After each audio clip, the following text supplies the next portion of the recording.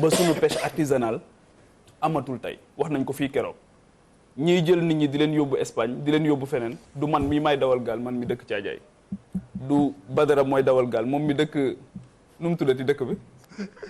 mbili du Malal mooy dawal kii moom mi nga xamante ni ci musique la nekk ñii nga xam ñoo nekkoon ci géej gi daan nappi xam géej ñooñu rek ñoo mën a nekk passeur donc parce que seen activité principale ba ñu amoon xëy na doxatul na mu waroon a doxee réponse yu mag yooyu ñu war a indi ci pêche bi ci agriculture bi ak ci élevage bi ak li ñu tudd léegi tuddee ko artisanat te depuis 1968 ñoo ngi am un ministre en charge de l'artisanat Ibrahima Tall moo ko yoroon en 1968 depuis 68 on a un ministère en charge de l'artisanat artisanat tey yan jéego la dox Sénégal le secteur informel on en parle gouvernement bu fi ñëw on en parle Abdoulaye Wade sax dafa taxawoon benn journée maay le premier informel du pays on en parle qu'est-ce qu'on en fait réellement les ministères de l'artisanat de l'agriculture de l'élevage yiy succédé wu qu'est-ce qu'ils font concrètement pour que ñooñu jóge ci état boobu ñu nekk daal di ciy génn dem ci leneen loo xamante ni lu gën a efficace la loo xam dina jur njëriñ donc c'est bien beau de parler des chiffres des agrégats macroéconomiques et tout mais ki ñëw fii keroog toog fi nekk ci ndox mi li mu wax mooy dafay napp moom gis ñoo xam napp nañ ba bàyyi di ñëw di taxaw ci taatu gaal yi di wut di ñaan loo xamante ni moom lañ leen di may donc contexte bu mel noonu ma wax ne Covid bi aujourd'hui révélateur la feneen mais fii dafa exacerbé li nga xamante ni dafa wuññi yi nga xamante ni moo fi nekkoon te nekkoon yoo xamante ni doxul Sénégal nag dafa baaxoo moom ku am dara rek fàtte ñi amul loolu la baaxoo ba kuy wax sax dañuy jàpp ne waaye bu doon sunu bopp rek du ñu fi nekk naan dañuy jël yenn position yi parce que yàlla suñu borom moom ñuy suturaal donc li ñuy wax jëmmi yàlla moom moo tax mais leneen li nga xam bëgg naa ko wax pour revenir enfin au Conseil économique social et environnemental ce qui est intéressant pour ñun ñëpp mooy Badara on attend la fiche de poste du président Idrissa Seck c'est-à-dire que le Conseil économique et social en tant que tel quel est son impact quel devrait être son impact dans le quotidien des Sénégalais au vu des ressources yi nga xamante ni moo ngi koy engloutir ban jeexital la am ci sénégalais yi ak sénégalaises yi nga xamante ni jàpp nañ ne ña fa nekk ñoom lañ fa nekkal sur le plan économique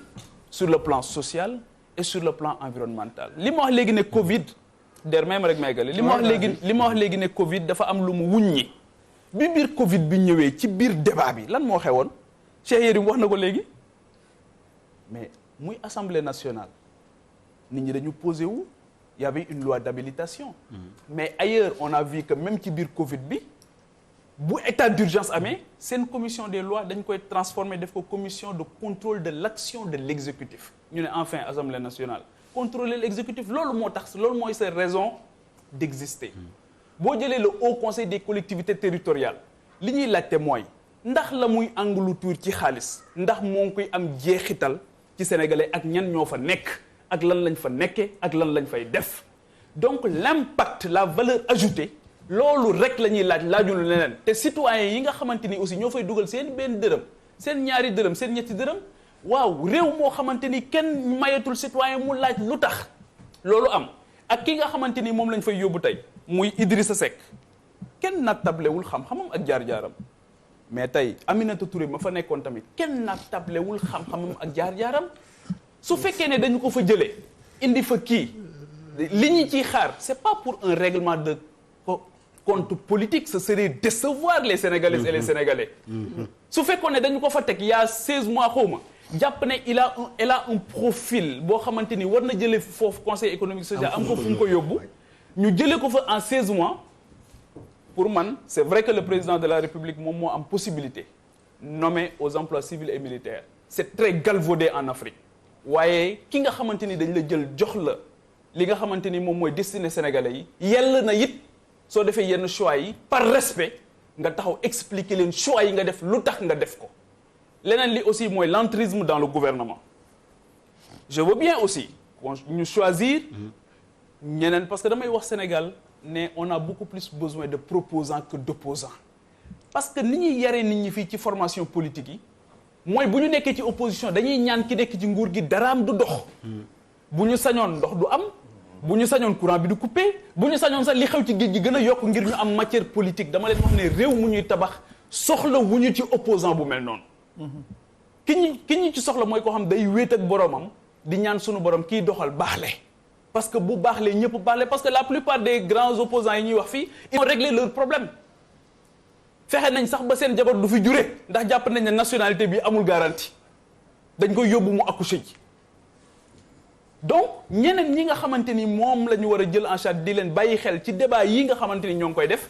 mooy jeexital bi nga xamante ni choix yi président de la république di def dina am impact ci seen vie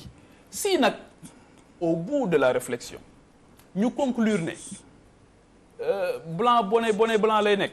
ñu conclure ne amul solo lool mais kon jarul débat bi mooy tey on attend la fiche de poste mais mieux encore Idrissa Seck ci affaire Karim Wade daf ci waxoon lu am solo dafa waxoon ne c'est un deal international on attend Idrissa Seck aujourd'hui sur le contenu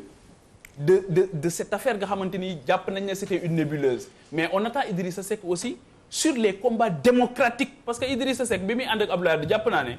boobu am na lu gënoon a yomb ànd ak Abdoulaye Wade bi muy nekk à 28 ans directeur de campagne de Abdoulaye Wade boobu am na lu ko gënoon a yomb donc combat démocratique moo taxoon mu porter un idéal boo xamante ni am na ku ko porté woon koo xamante ni am na njëriñ bu mu amal Afrique mais kooku noonu tey combat démocratique yi fan la ci toll par rapport ak yi nga xamante ni moom la ñu mëne ci depuis 2000 jàpp ne Sénégal waroon na def jéego te 2012 lu toll ci fukki nit faatu nañ ñoom Badara ñi bokkoon nañ ci xeex bi ak ñoom Malal mais coow lii jóg tey muy troisième mandat il faut que le président Idrissa Seck aussi daal di wax ak sénégalais yi ci moom fan la ci toll ci troisième mandat boobu ndax dañoo jëmaat ci 2024 ba ay nit nar a daan seen bakkan nar a daan wan ndax coow loolu parce que leeragul ba tey donc encore une fois jàpp naa ne il y a une ambition matérielle qui consiste à répondre aux exigences mais il y a une ambition immatérielle boo xamante ni dafa war a wax ak sénégalais yi par rapport ak idéal bi nga xamante ni moo ngi koy def. Alors le vif débat suscité